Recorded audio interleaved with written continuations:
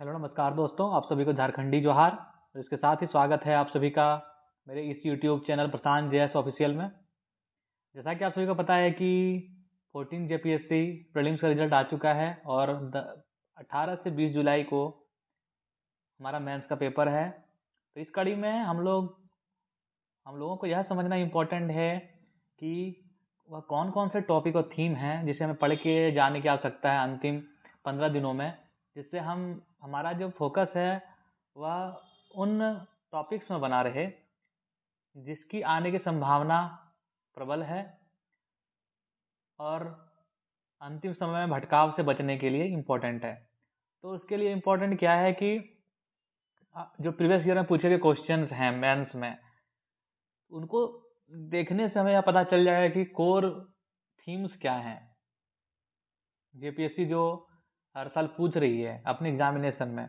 तो आज मैं पेपर 3 का जो ज्योग्राफी सेक्शन है, पहले मैंने हिस्ट्री सेक्शंस का पीवाईक्यू बता दिया है, तो जिन्होंने नहीं देखा है वो जाकर के हिस्ट्री सेक्शंस के पीवाईक्यू को भी देख सकते हैं। आज हम लोग ज्योग्राफी सेक्शन के पीवाईक्यू को देखेंगे और इसके साथ ही ये जानने का प्रयास करेंगे कि कौन कौन से टॉपिक हैं या कौन कौन सा सेक्शन है या कौन कौन सा मेजर थीम है।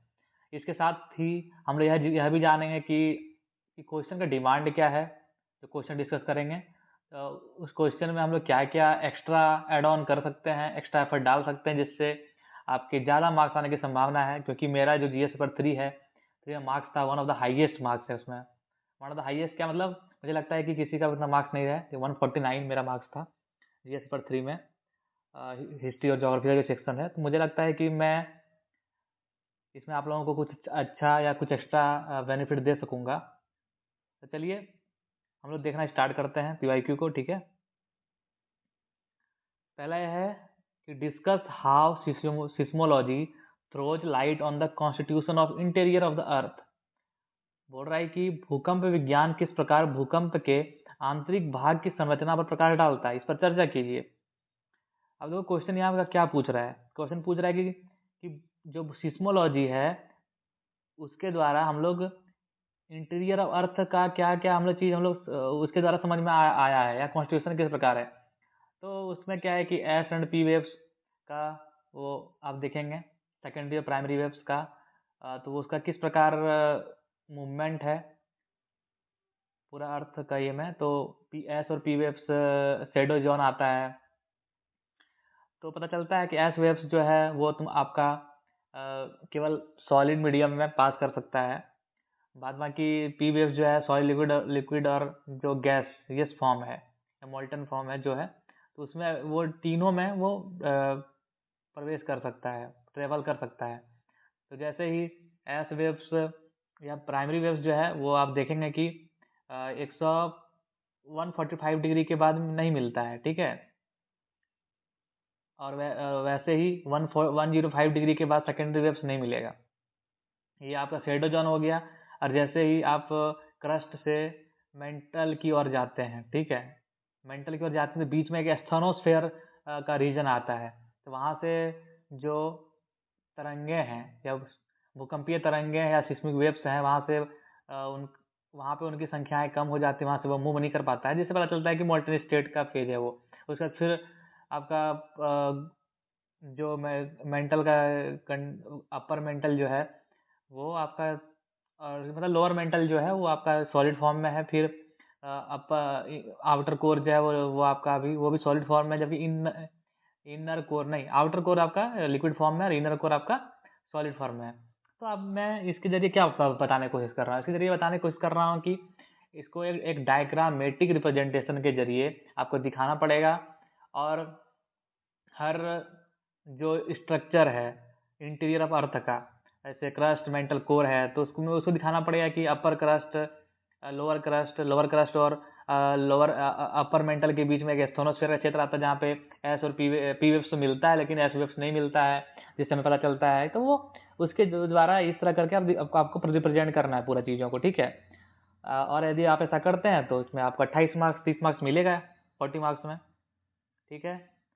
उसके बाद है question, discuss the weather of a tropical cyclone. Where do these storms originate, what path do they usually follow. बोल रहा है कि उष्णकटिबंधीय चक्रवात के मौसम पर चर्चा कीजिए, ये तूफान कहाँ उत्पन्न होते हैं, ये आमतौर पर किस मार्ग का अनुसरण करते हैं। अब दो क्या बोल रहा है, पहले तो इसमें क्या करना है इस क्वेश्चन में, ट्रॉपिकल साइक्लोन या साइक्लोन क्या है। साइक्लोन जो है उसका डेफिनेशन बतला देंगे हम, ठीक है। According to world meteorological organisation के अनुसार साइक्लोन का डेफिनेशन बतला दीजिएगा। फिर उसके बाद बतलाइएगा कि नॉर्दर्न हेमिस्फीयर और सदर्न हेमिस्फीयर में किस प्रकार ये अपना मूवमेंट करता है, एंटी क्लॉकवाइज और क्लॉकवाइज करके। उसके बाद ट्रॉपिकल साइक्लोन का ओरिजिनेशन बतलाइएगा कि 5 डिग्री से लेकर 30 डिग्री के बीच में जो लैटिट्यूड है उसके बीच में ये क्या बोलते हैं ओरिजिनेट होता है। और इसका जब फॉर्मेशन बतलाइएगा तो लेटेंट हीट वगैरह जितना भी सारी चीज़ें हैं, मतलब क्या क्या कंडीशंस हैं, 27 डिग्री टेम्परेचर होना चाहिए, सरफेस टेम्परेचर ओशियन का, वो चीज़ें बता करके आगे आप क्या करिएगा, इसका स्ट्रक्चर करिएगा। स्ट्रक्चर में वेदर दिखाइएगा, जैसे जैसे मान के चलिए जो आई का क्षेत्र है वो शांत क्षेत्र होता है, ठीक है। उसके बाद का जो क्षेत्र होता है वो आई वॉल के बाद का उसमें वर्षा होती है। तो जैसे ही मान के चलो, जैसे एक साइक्लोन ओरिजिनेट हुआ सी में, तो सी से मतलब अरेबियन, मतलब मान के चलो कि हमारा बे ऑफ बंगाल में ओरिजिनेट हुआ। बे ऑफ बंगाल से जब वो इंडियन जो सब कॉन्टिनेंट है उधर मूव कर रहा है, तो लैंड में जब आएगा तो सबसे पहले मौसम जो है वो गर्म हो जाएगा, ठीक है। मौसम गर्म हो जाएगा तो मतलब है कि वो साइक्लोन आने का संकेत दे दिया। फिर क्या होगा कि फिर बारिश होगा, फिर कुछ देर का विराम का क्षेत्र आएगा, फिर जोरदार बारिश होगा, ठीक है। फिर उसके बाद पूरा शांत का क्षेत्र आएगा, आई जब आ जाएगा साइक्लोन का, फिर उसके बाद फिर बारिश होगा, जैसे मूव करते जाएगा, फिर उसके बाद शांत क्षेत्र कुछ समय के लिए, फिर बारिश, फिर गर्मी वाला मौसम। तो ये पूरा वेदर कंडीशन बताते चलिएगा इस डायग्राम के जरिए। अब बोल रहा है कि where do these storms originate, अब कहाँ पे ओरिजिनेट होता है। एक तो ट्रॉपिकल रीजन में होता है। ट्रॉपिकल रीजन में कौन कौन सा रीजन है, मैक्सिको का क्षेत्र हो गया, मतलब उसका वहाँ पे नाम क्या है, फिर ऑस्ट्रेलिया का विली विली कहते हैं, फिर टाइफून वही उधर आपका जापान तरफ का क्षेत्र जो है इंडियन ओशियन में ओरिजिनेट होता है। और इसका पाथ क्या है, इसका पाथ है कि जब मान के चलो कि ये हमारा जो ट्रेड विंड है, ट्रेड विंड के पाथ को फॉलो करता है। ट्रेड विंड क्या है कि ईस्ट से वेस्ट की ओर चलती है, ठीक है। साउथ ईस्ट, नॉर्थ ईस्ट से लेकर के साउथ वेस्ट की ओर चलती है, तो इसका भी पाथ वैसा का वैसा सेम ही होगा नदर्न हेमिस्फीयर में, और सदर्न हेमिस्फीयर में उल्टा। जैसे मान के चलो कि आपका जो होगा वो साउथ नहीं, हाँ साउथ ईस्ट से लेकर के नॉर्थ वेस्ट तक इसका पाथ होगा। इसको एक वर्ल्ड मैप में भी दिखाने का कोशिश करिएगा, ठीक है। साइक्लोन का मानचित्र, साइक्लोन का ये डायग्राम हो जाएगा, और ये वर्ल्ड मैप पे इसको दिखाने की कोशिश कर दीजिएगा कहाँ का ओरिजिनेट होता है, तो आपको ज़्यादा मार्क्स मिलेंगे इसमें। उसके बाद क्या है कि उसके बाद है ट्रॉपिकल और टेम्परेट साइक्लोन में डिफरेंस बताना है। मैंने 11 to 13 जेपीएससी में इसी क्वेश्चन को लिखा था। तो सबसे पहले इसमें मैंने क्या किया था, सबसे पहले मैंने इसमें किया था कि साइक्लोन है क्या, साइक्लोन का डेफिनेशन को बतला दिया। और उसके बाद नॉर्दर्न और सदर्न हेमिस्फीयर में साइक्लोन्स का मूवमेंट या क्लॉकवाइज एंटी क्लॉकवाइज जो होता है उसको मैंने डायग्रामेटिक फॉर्म में दिखाया। फिर उसके बाद टेम्परेट और ट्रॉपिकल साइक्लोन का कोड मैंने एक डायरेक्टली रो में दोनों को लिखा अलग अलग, 2 रो बनाया, बीच में एक लाइन डाला, और वहाँ से डिफरेंस चालू। डिफरेंस को किस किस बेस पे हो सकता है कि पहले ओरिजिन कैसे होता है, उस बेस पे कौन से क्षेत्र में, कौन से एरिया में, लैटिट्यूड में ये पाया जाता है दोनों, वो चीज़। फिर उसके बाद मतलब बहुत सारे आधार हो सकते हैं, मौसम क्या है, वेदर पैटर्न क्या होता है, मूवमेंट किस तरह करता है, पाथ कौन सा फॉलो करता है। उसके बाद इसके डिफरेंट कौन कौन सा नेम है, शेप क्या होता है। जैसे आप टेम्परेट साइक्लोन कहते हैं वी शेप बनाता है, और ये स्पाइरल बनाता है हमारा ट्रॉपिकल साइक्लोन, ठीक है। और इसका डिस्ट्रीब्यूशन कहाँ कहाँ पे है, वर्षा किस प्रकार होती है, रेनफॉल पैटर्न क्या क्या है, ठीक है। तो ये सब मैंने किया। उसके बाद मैंने दोनों का स्टेज वाइज फॉर्मेशन का मैप क्या डायग्राम बनाया दोनों का। उसके बाद एक वर्ल्ड का मैप बनाया, उसमें डिस्ट्रीब्यूशन दिखा दिया दोनों का कहाँ कहाँ पे है।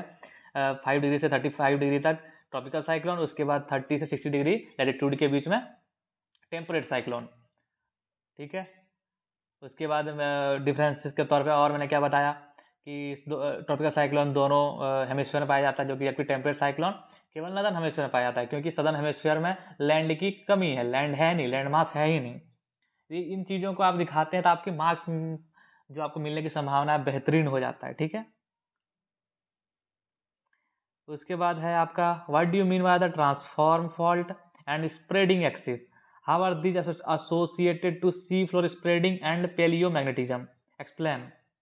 बोलता है ट्रांसफॉर्म फॉल्ट और स्प्रेडिंग एक्सिस से आप क्या समझते हैं, ये समुद्र के फैलाव और पूरा चुंबकत्व से किस प्रकार संबंधित है, समझाइए। ट्रांसफॉर्म फॉल्ट क्या है कि एक दूसरे से के ऊपर चढ़ जाना या खिसक जाना, वो ट्रांसफॉर्म फॉल्ट। और दोनों के बीच में जो एक्सिस, जिस एक्सिस के जरिए दोनों एक दूसरे से अलग हो रहा है या क्या अलग हो रहा है, तो उसको स्प्रेडिंग एक्सिस कहते हैं, जहां से फैलना स्टार्ट हुआ है। इसको डायग्रामेटिक फॉर्म में दिखा दीजिएगा इसको डेफिनेशन के साथ। उसका सी फ्लोर स्प्रेडिंग किस प्रकार इसे ये सी फ्लोर स्प्रेडिंग का थ्योरी भी बता दीजिएगा और एक डायग्रामेटिक फॉर्म भी बताइएगा, ठीक है, कि सी फ्लोर जो है स्प्रेड हो रहा है डाइवर्जिंग प्लेट बाउंड्री के द्वारा। और उसके साथ ही पेलियोमैग्नेटिज्म किस प्रकार होता है, जैसे मिड अटलांटिक रीज जो है या मिड ओशनिक रीज जो है, दोनों के आसपास का क्षेत्र में जब जाइएगा तो दोनों का चुंबकत्व जो है या पे मैग्नेटिज्म जो है सेम मैग्नेटिज्म को दर्शाता है, ठीक है। तो यहाँ से पहले मैग्नेटिज्म का साक्ष्य प्रस्तुत करता है, उसको डायग्रामेटिक फॉर्म में उसको एक्सप्लेन करके आप दिखा दीजिएगा तो आपको ज़्यादा मार्क्स मिल जाएगी, ठीक है। अब एक क्वेश्चन और है, in recent time sugar industry in India is shifting from north to south, explain. बोल रहा है कि हाल के समय में भारत चीनी उद्योग उत्तर से दक्षिण की ओर स्थानांतरित हो रहा है, इसकी व्याख्या करिए। तो इसमें क्या करना है आपको, इसमें पहले शुगर इंडस्ट्री क्या है, ठीक है, फूडलूज इंडस्ट्री है, कुछ जो भी है उसका एक बेसिक डिफिनेशन है, बेसिक इंट्रो के साथ स्टार्ट करिएगा। उसके बतलाइएगा शुगर इंडस्ट्री के लिए क्या क्या कंडीशंस हैं, क्या क्या फैक्टर्स हैं उसके इस्टेब्लिशमेंट को लेकर के, पहले ये बताइएगा। उसके बतलाइएगा कि नॉर्थ में कौन कौन से क्षेत्र में शुगर इंडस्ट्री था, ठीक है। उसके बतलाइएगा कि साउथ की ओर क्यों मूव कर रहा है, उसके रीजन बताइएगा। रीजन है सुक्रोज की मात्रा में, सुक्रोज का जो परसेंटेज जो होता है साउथ का वहाँ पे ज़्यादा होता है, साउथ का जो गन्ना है उसमें, क्योंकि नॉर्थ में कम होता है। यील्डिंग ज़्यादा है आपका महाराष्ट्र या जो उधर का क्षेत्र है साउथ में, तेलंगाना वगैरह के क्षेत्र में, तो वहाँ वहाँ का यील्ड ज़्यादा है, तो इसलिए इधर जा रहा है। उधर और भी क्या क्या फैक्टर, लैंड होता है, लेबर होता है, कैपिटल होता है और एंटरप्रेन्योरशिप होता है। इन 4 फैक्टर्स पे आप बात करिएगा और इसी के जरिए आप दिखाने की कोशिश करिएगा कि क्यों मूव कर रहा है नॉर्थ से साउथ को, ठीक है। उसके बाद बोल रहा है discuss the relationship between annual rainfall in India and natural vegetation, Bharat में वार्षिक वर्षा और उसकी प्राकृतिक वनस्पति के बीच संबंध का वर्णन कीजिए।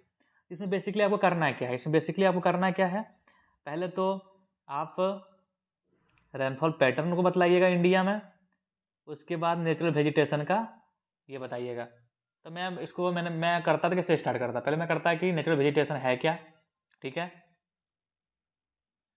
और नेचुरल वेजिटेशन के साथ उसका इंट्रो डालता मैं, ठीक है। इंट्रो के साथ जो different types of natural vegetation है उसका एक तो पहले रेनफॉल पैटर्न का डिस्ट्रीब्यूशन मैं दिखाता, मैप के जरिए इंडिया का मैप बनाता बड़ा सा कि 200 डिग्री 200 सेंटीमीटर से ज़्यादा वर्षा कहाँ पे हो रही है, कहाँ पे कम हो रही है, वो पूरा जो एनसीईआरटी का मैप है इंडिया का वो मैं दिखाता।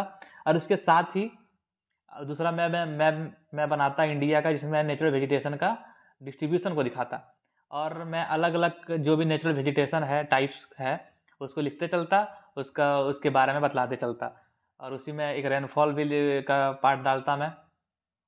उसका पहले डिस्ट्रीब्यूशन कहाँ पे है, particular type of tropical rain forest मान के चलो कि है, तो उसका डिस्ट्रीब्यूशन कौन कौन सा राज्य में पाया जाता है।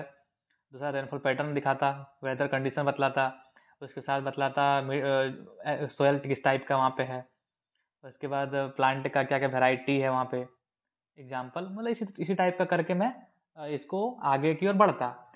तो मैंने इसको किया भी था 11 to 13 जेपीएससी में सेम क्वेश्चन आया था और मुझे मैक्सिमम मार्क्स मिले थे इसमें, ठीक है।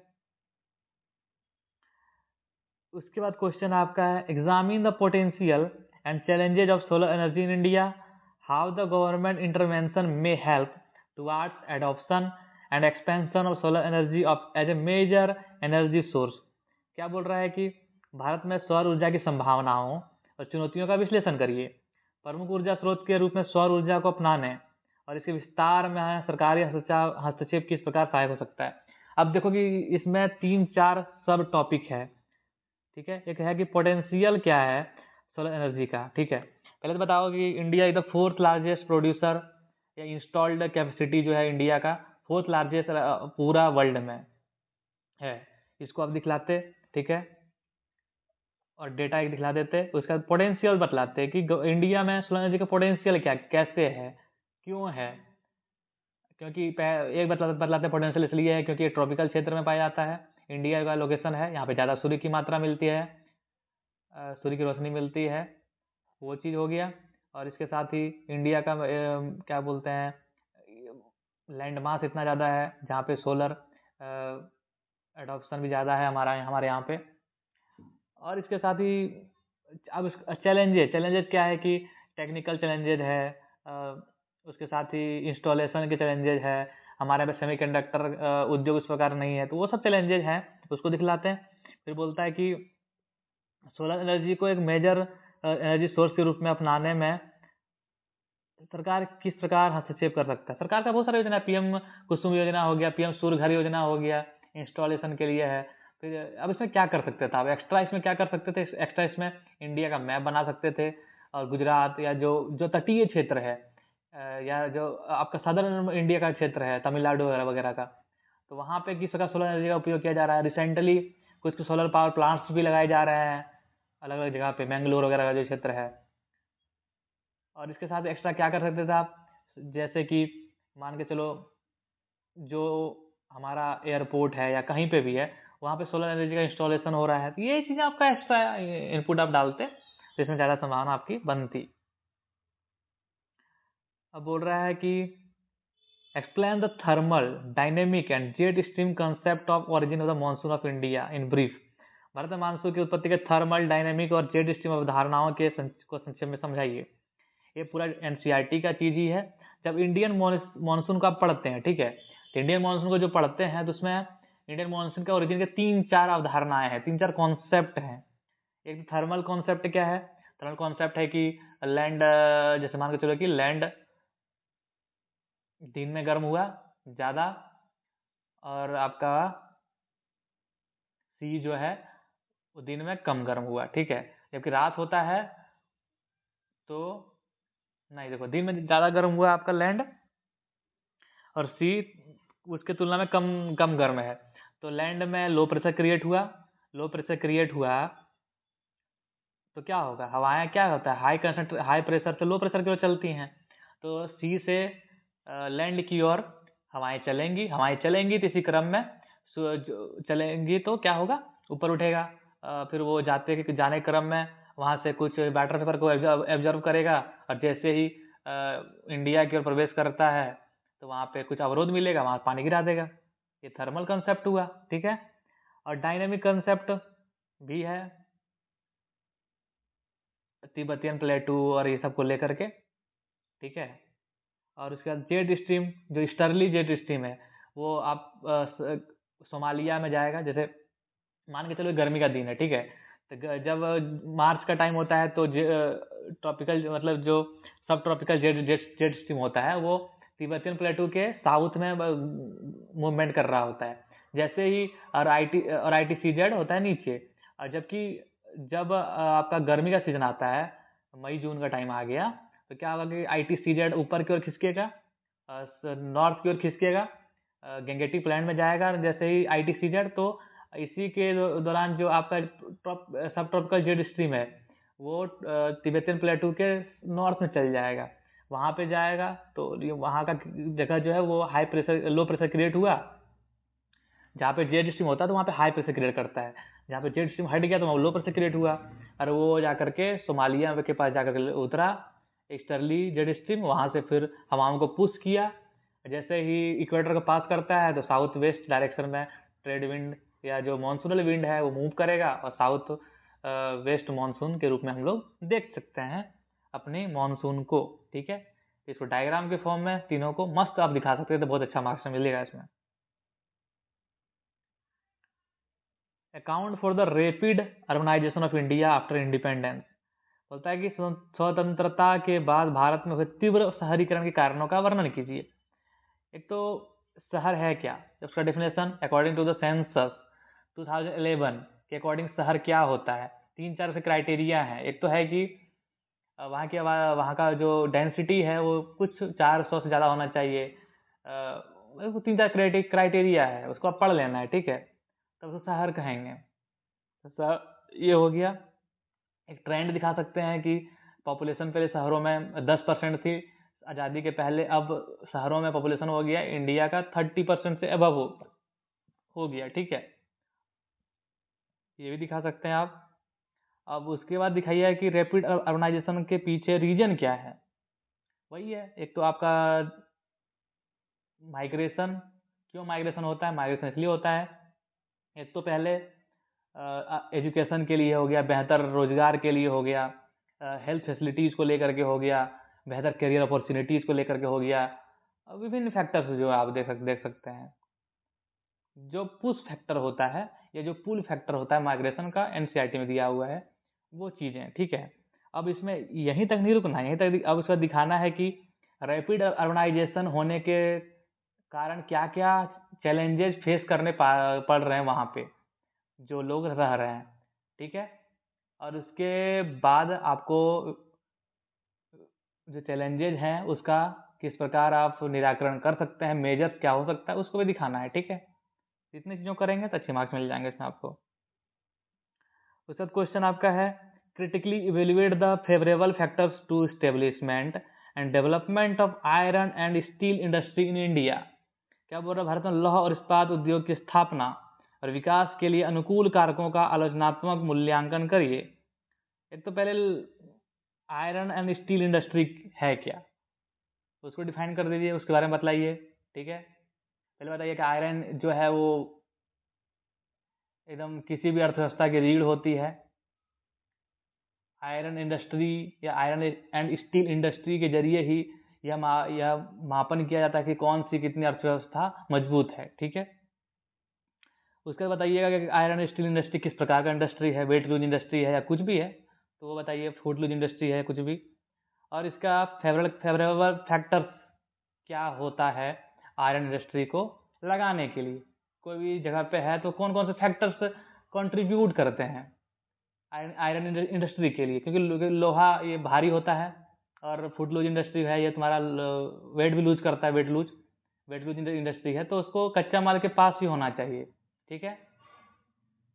कच्चा माल का पास होना चाहिए, वहाँ उसको कोल मिलना चाहिए गलाने के लिए, तो उसका भी ये होना चाहिए, पानी चाहिए, तो पूरा एक सिस्टम बना होना चाहिए, ठीक है। और उसके बाद ये फैक्टर्स हो गया, और उसके बाद क्या ट्रेंड है इंडिया में आयरन एंड स्टील इंडस्ट्री का, लोकेशन क्या है विथ मैप, इंडिया का मैप के साथ आप दिखाइए कौन कौन सी जगह पे है, ठीक है। और उसके बाद क्या क्या चैलेंजेस फेस करने पड़ते हैं आयरन एंड स्टील इंडस्ट्री को, और वे फॉरवर्ड। इतना करिएगा तो आपको अच्छे मार्क्स मिल जाएंगे। Discuss the characteristics and spatial distribution of different types of vegetation in India. वही सेम चीज़ मैंने इससे पहले डिस्कस कर लिया है। नेचुरल वेजिटेशन का डिफिनेशन डालो, फैक्टर्स डालो, क्या क्या फैक्टर्स नेचुरल वेजिटेशन को डिटरमाइन करता है। उसके बाद different types of natural vegetation करना है, एक और हर टाइप के वेजिटेशन को लिखने का कोशिश करिए, और उसमें 3-4 सब हेडिंग डालिए, जिसमें जैसे डिस्ट्रीब्यूशन कहाँ पे है, वेदर पैटर्न क्या है, उसके बाद कौन कौन से क्षेत्र पाया जा रहा है, ही different types of natural vegetation कौन कौन से एग्जाम्पल्स हो सकते हैं वहाँ के, वो चीज़, स्पेशल करेक्टरिस्टिक्स कुछ है तो वहाँ के पेड़ों में तो वो चीज़, ठीक है।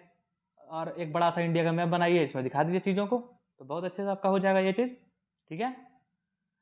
उसके बाद है explain the problems of land utilization in India. Bharat में भूमि उपयोग की समस्याओं को स्पष्ट कीजिए। अब इसमें क्या है कि भूमि उपयोग के टाइप्स इंडिया में किस प्रकार कितने हैं, according to ICAR, Indian council of agriculture resources, जो भी है रिसर्च करके, तो उसके अकॉर्डिंग लैंड यूज 5-6 टाइप का हो सकता है, ठीक है। तो उन चीज़ों को दिखाइएगा आप, लैंड यूज के टाइप्स क्या हैं। अब दिखाइएगा उसके बाद कि लैंड यूज का ट्रेंड किस प्रकार चेंज हो रहा है, एग्रीकल्चर लैंड जो है वो किस प्रकार धीरे उसका परसेंटेज कम होकर के या ज़्यादा हो रहा है या कम हो रहा है, उसको दिखाइएगा। एनसीईआरटी में दिया हुआ अच्छे से। अब क्या इसका यूटिलाइजेशन की समस्याएं क्या हैं? एक तो डिजर्टिफिकेशन हो गया आपका, मरुस्थलीकरण बढ़ रहा है, एक्सेस यूज ऑफ फर्टिलाइजर से जिसके कारण लैंड डिग्रेडेशन हो रहा है, ठीक है, सोयल इरोजन हो रहा है, ठीक है। तो इन चीज़ों को दिखाइएगा, इसके कंट्रोल करने के मेजर्स को भी दिखाइएगा, वे फॉरवर्ड करके आपको खत्म करना है, ठीक है। फिर बोल रहा है question, explain the rural settlement types in Jharkhand. बड़ा झारखंड में ग्रामीण बस्तियों प्रकारों की व्याख्या करिए। अब देखो ये कहीं भी चीज़ें हैं, सेटलमेंट का टाइप्स जो है आपको एनसीईआरटी मिल जाएगा, ह्यूमन जो ज्योग्राफी का पार्ट है हमारा 11th क्लास का, उसमें मिल जाएगा। तो डिफरेंट टाइप ऑफ सेटलमेंट होते हैं। एक तो पहले, और झारखंड है तो झारखंड में हेमिलेटेड सेटलमेंट हो गया, गुच्छित अर्धगुच्छित टाइप का, सेमी क्लस्टर्ड, क्लस्टर्ड टाइप का, ठीक है, लीनियर टाइप का हो गया। तो जो ये टाइप का है तो वो कहाँ पाए जा सकते हैं? जैसे लीनियर टाइप है तो रोड एक बड़ा सा हाईवे है, हाईवे के अगल बगल शहर बस जाना या सेटलमेंट बस जाना तो लीनियर टाइप को दिखलाता है, ठीक है। और मान के चलो कि बीच में चौराहा है और उसमें डिफरेंट टाइप बहुत सारे रोड उस पर आके मिल रहे हैं, तो वो एक star type, star shaped settlement बनाएगा। तो सेटलमेंट का टाइप लिखो, उसके एग्जाम्पल डालो और हो गया, काम खत्म।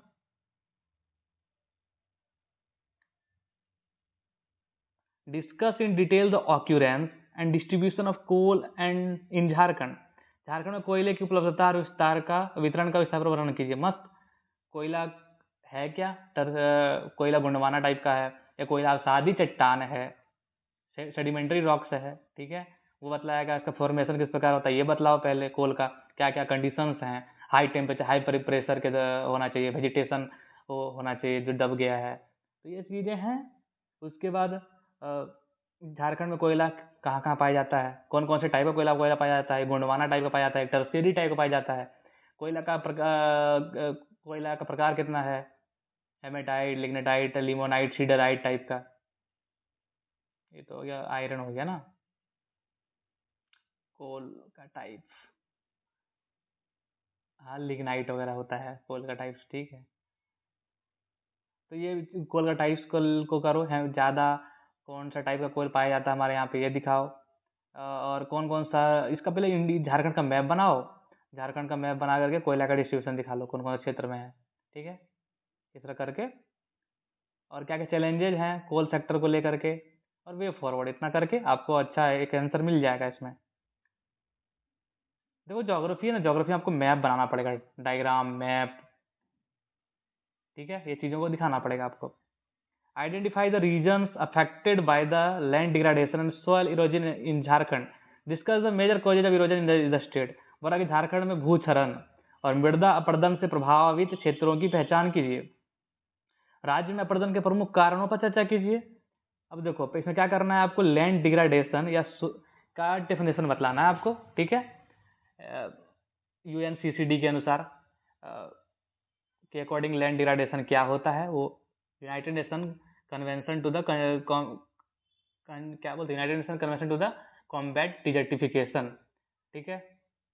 तो उसमें क्या बताया गया है लैंड डिग्रेडेशन को लेकर के, सॉइल इरोजन को लेकर के, तो उसका डेफिनेशन बतला दो। उसके बाद एक मैप बनाओ झारखंड का, तो दिखाओ कौन कौन सा क्षेत्र जो है लैंड डिग्रेडेशन से प्रभावित है। पलामू गढ़वा का रीजन जो है, जो पार्ट क्षेत्र है नेतरहाट का, या जो भी जगह क्षेत्र है अदर, वहाँ दिखाओ। पहचान कर लिया आप। उसके बाद दिखाओ कि क्या फैक्टर्स हैं, फैक्टर्स बतलाओ क्यों लैंड डिग्रेडेशन हो रहा है। एक तो खेती बढ़िया से नहीं हो रहा है, एक सूखा के बारिश वर्षा की कमी के कारण सूखा हो रहा है, जिसके कारण विंड इरोजन करके ऊपर का परत उड़ा लिया जा रहा है। जो डिजर्टिफिकेशन पलामू वाला क्षेत्र जो है, जहाँ कहीं ज़्यादा वर्षा हो रही है जिसके चलते लैंड डिग्रेडेशन हो रहा है या सॉइल इरोजन हो रहा है, ठीक है। तो ये कुछ फैक्टर्स हैं। और क्या क्या मेजर्स अपनाए गए सरकार के द्वारा, स्कीम्स वगैरह दिखा दो, बिरसा हरित ग्राम योजना या जो भी है वो सब स्कीम्स को दिखाओ कि सरकार ये काम कर रही है, तो आपका एक अच्छा क्वेश्चन बन जाएगा। Explain the population growth in Jharkhand. What is the situation of decadal growth of tribal population in Jharkhand. बोल रहा है झारखंड में जनसंख्या वृद्धि की व्याख्या कीजिए। झारखंड जनजातीय जनसंख्या की 10 की वृद्धि की स्थिति क्या है। ये पूरा सेंसस का चीज ही है। पॉपुलेशन ग्रोथ क्या होता है वो दिखाओ। झारखंड में पॉपुलेशन ग्रोथ का कौन सा डेमोग्राफिक ट्रांजिशन थ्योरी के अनुसार कौन सा चरण में है, उसको डायग्राम के रूप में बताओ और फेज में बताने की कोशिश करो कि 1921 के पहले कितना था। वो पूरा phase, high growth, high mortality और हाई बर्थ रेट, वो सारा कुछ बताओ और वो पूरा चार्ट के साथ बतलाओ इस चीज़ को। और उसके बाद ट्राइबल पॉपुलेशन का डेकाडल ग्रोथ को बताओ, घट रहा है बढ़ रहा है, जो रीजन्स हैं वो सारा कुछ बता के ख़त्म करो। और इसमें मैप बना सकते झारखंड का तो बहुत अच्छा रहेगा। ठीक है, मुझे लगता है कि आपने यह पूरा डिस्कशन को अच्छे से सुना होगा, तो आपकी जो क्लैरिटी है ज्योग्राफी को लेकर के कुछ ज़्यादा बढ़ी होगी। किस प्रकार आंसर राइटिंग करना है उसके बारे में भी समझ में आया होगा। ठीक है, मुझे लगता है कि आप यदि इसे अच्छे से देखे होंगे तो एग्जाम में बेहतर परफॉर्म करिएगा, मेरा मानना है। और इम्पोर्टेंट थीम्स और टॉपिक को आप अच्छे से पहचान पाए होंगे। और आपको यदि लगता है कि यह डिस्कशन आपके बहुत फ्रूटफुल रहा है, आपको कुछ अच्छे से समझ में आया है, तो क्या करना है, इसको लाइक करिएगा, शेयर करिएगा, सब्सक्राइब करिएगा। ठीक है, चलिए इतना ही। All the best and thank you and धन्यवाद।